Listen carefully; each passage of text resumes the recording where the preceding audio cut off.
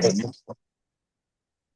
My backpack right here. Hello, everybody, and welcome again to my Constructive Conversations. I am Avina Del Pizzo. I am the owner of Built Strong Strength Club in Chatsworth. I wanted to start something like this to bring light to conversations to have with really wonderful people in my life that have to do with just the typical things that we normally don't talk about in health and fitness that have a lot of relation to it. And the my my co-host or my participant that I have today, his name is J.R. Rice.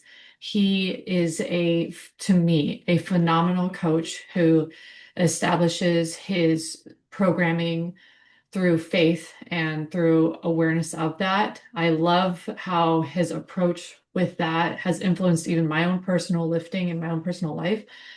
He has taught me a lot of resilience and a lot of fundamentals that I've learned as a coach myself from him and that I take on to my training style too. So if it wasn't for this man here, I wouldn't be where I'm at today. So I owe him a debt of gratitude. And I want to give him the floor. And I want you to also introduce yourself to the people who are listening today. Yeah, so I'm J.R. Rice, and I am now in Jeffersonville, Indiana. I was in LA almost 25 years where Vina and I met. And yeah, still coaching. This is be my 33rd year this year um, with fitness and wellness. And happily married to Ichiko Rice, Pilates instructor and now dietitian, and six boys. And I'm coming back from a camp, and all I do is chase my boys around. So just glad to be here with you. Thank you. And may I just say a little off topic, Michiko, there was a day that you were sick. One time when we were training, you weren't feeling 100%. Yeah, And you said, "Hey, Michiko is going to train you." And I'm like, "Yeah, okay, whatever." JR, that was the hardest exercise I've ever experienced in my life, and all yeah, she used was an empty tub of protein. I yeah, was so mad. I was sweating after that exercise, and she barely said anything to me. She just told me how to lift slightly and do little movements. I have never used so many muscles in my entire existence yeah, until yeah, I trained with Michiko. So I just wanted to give her also a debt of gratitude because she's yeah, She's yeah, a silent killer. She's yeah. she's ruthless. I have had many interns, and Mishko by far, I put you and Mishko up in that top five category of former clients slash students. So she's amazing. Yeah. Wild. Yeah, she's absolutely wonderful and I love working with her. I definitely cried. I'm not gonna lie. So Yeah. so yeah, so thank you again for joining me on the conversations that we're going to have Yeah. today. And one of them being that it is June and there is more of a newer holiday that's been more recognized in the broader community on a federal level. It's called Yeah. Juneteenth. I know Right. many people in your heritage in your community know about it, Right. but some brown people like myself, including many white people, do not know about it.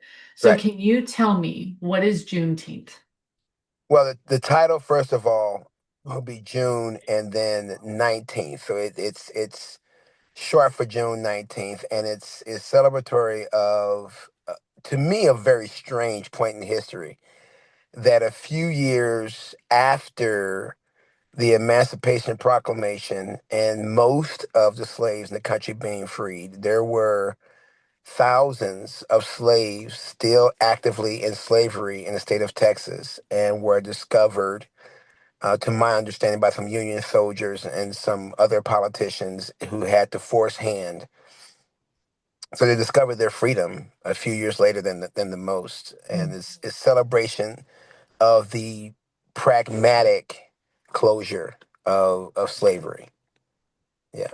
So that would be the shorthand of that.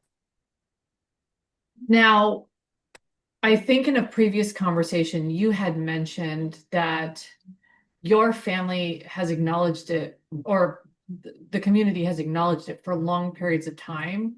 Yeah. But how did you guys acknowledge it in your family during that time? Well, first of all, my dad is a pastor, but a very studious person, and was by default made the family historian. So we were always having discussions about our family history and attached to world history. And he has logs and notes back, I believe it's 5 generations behind himself.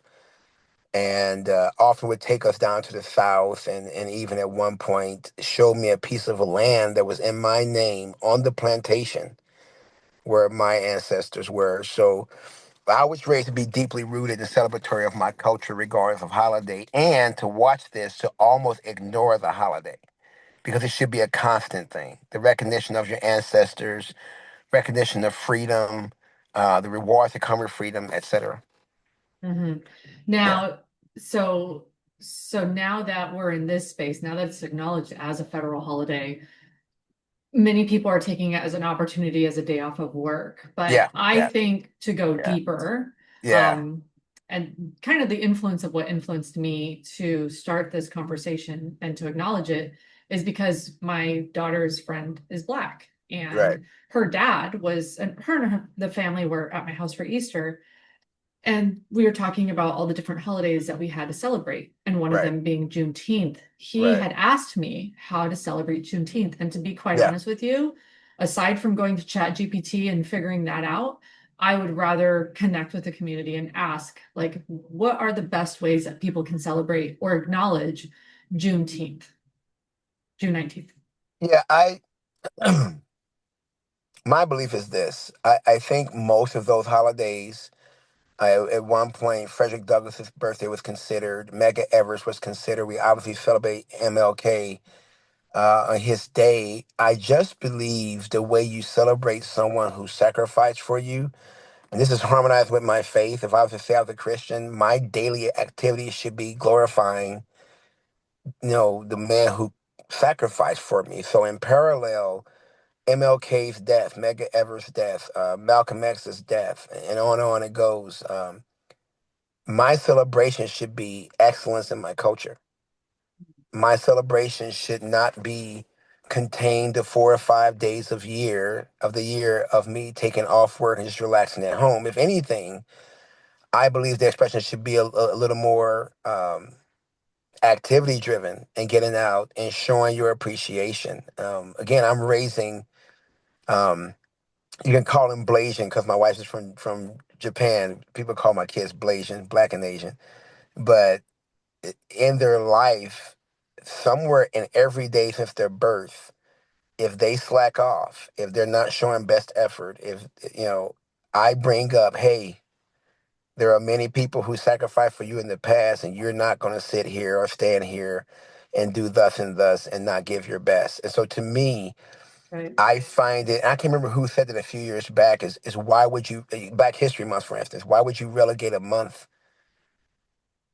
It Mm. should be 365, 24/7. So to me, Mhm. I appreciate the federal government recognizing things like Juneteenth, but to me, to some, they have captured it incorrectly and not shown appreciation by the day-to-day lifestyle.